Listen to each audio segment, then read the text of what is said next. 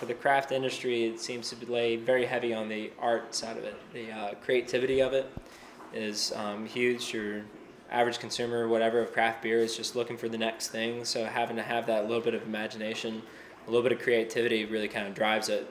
You know, you need to have enough of the science to be able to make it happen physically, but you need to have that imagination first anyways. And so it's kind of art first, science later.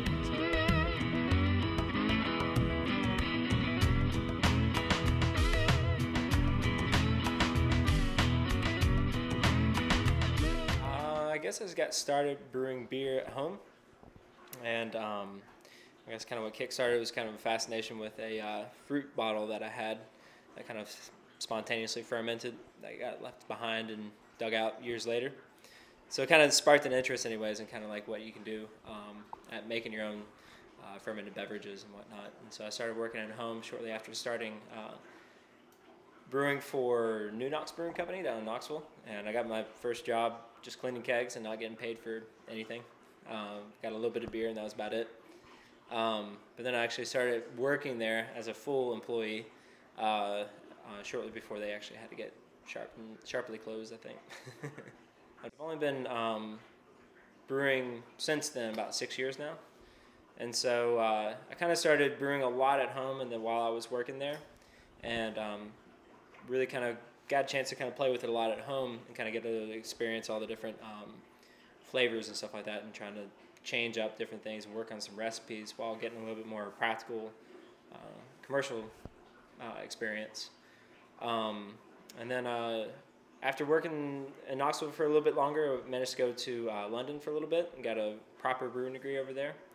And that was shortly, not too long ago, before I moved to here in Chicago, and just started knocking on everybody's door trying to find a job at that point, because it's a little bit tough right now. But managed to get a job here at Flossmoor Station as an assistant brewer, and then the previous head brewer left, which kind of left a vacancy that I kind of stepped up to. So it kind of more or less is very serendipitous throughout the whole thing. Love of beer for the most part. That's probably the easiest way to put it. I've been brewing since home brewing for, I think since I was in college. Actually, the thing that usually does is when you're in college, you don't want to have to pay for beer, so you want to make it yourself. Because you can, you have the ability to do so, so you try it. And then either A, you it works out well, or it doesn't work out well, and you still try to choke it down and drink it because there's alcohol in it. But then hopefully the buzz, the actual, what's the word I'm looking for? The greatness of beer will actually take over, and you love the fact of actually making it, and it's it's really interesting to do. It's a very interesting chemical process. So it's a lot of fun for that. And then you get to keep going and going, and hope you get better at it. Yeah, I mean, I was the same way. I was in college. I really liked beer. I figured out I liked good beer. I couldn't afford it, so I tried to make it. And I failed it over and over. But I figured I really liked the process. I liked doing it.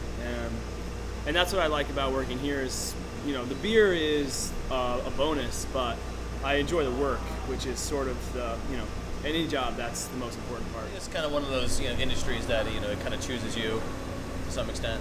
But you have to love beer. I think that's the main thing. And if you have a homebrew experience, pretty much everybody here is homebrew. At some point in time in their lives. So at that point, if you can get a job in a brewery, which most people don't think that they can, because it's like kind of a dream job. Because when you homebrew, you do everything, and you make it. It's your one beer that you sit and stare at for 3 weeks, and then you bottle it. But here, it's more like you focus on your own segment, and that's what you do. That's your job, is one aspect of the whole beer's life. I mean, it's a process, and you learn the process, and a lot of it is executing it consistently every day. And I think that's when you find success, is when you can do something well, but you can do it really consistently. And that's, I think, the struggle, especially for small breweries that don't have the capital for a lot of equipment or labs or that sort of thing, to be really consistent and to put out a good product every day without spending a lot of money trying to get that done. And there, you get, you kind of, want to make something that hopefully nobody's really ever made. You don't want to be the same over and over again. And at that point, you kind of, you get together and you can kind of discuss different processes and different ideas and different concepts.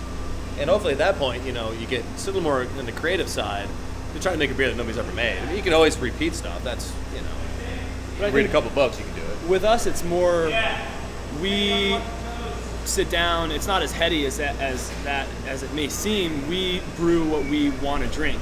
We sit down and we're like, all right, we really want to drink this beer. It's July. It's going to be hot, so we're going to make a really light hoppy saison, which is what we did this summer. Learned how to drink beer in college, and I had a bunch of friends that made beer as well. And yeah, it never turned out great, but it was definitely drinkable. Something I always wanted to do. But they had a few disasters with it and kind of turned me off. Eventually, I bought a book that sort of laid out the process in enough sort of detail that I felt comfortable with all the mechanics of what was happening, and just kind of went for it. You know, I mean, I think every homebrewer has kind of the ambition to actually, you know, keep going with it. You know, some people will spend many thousands of dollars on equipment just for their home, just because they're kind of chasing consistency or new flavors, or, I mean, you know, whatever.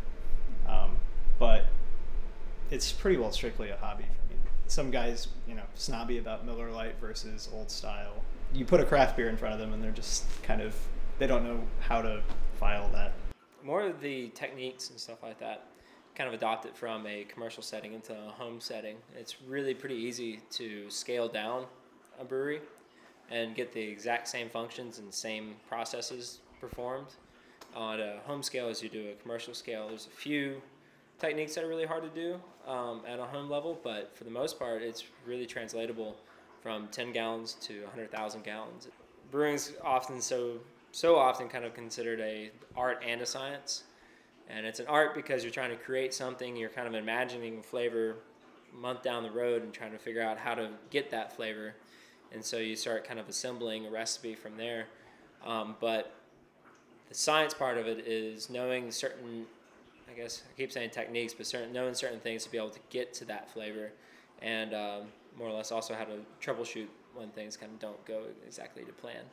And so the science part of it starts kind of drastically taking over at that point. If you start getting into a bigger production model, you know, you already have that creativity set for you, so it's just making it happen. So the science really takes over when you start getting into a larger production model, as opposed to a smaller craft model. It's a little bit more just trying to create new things.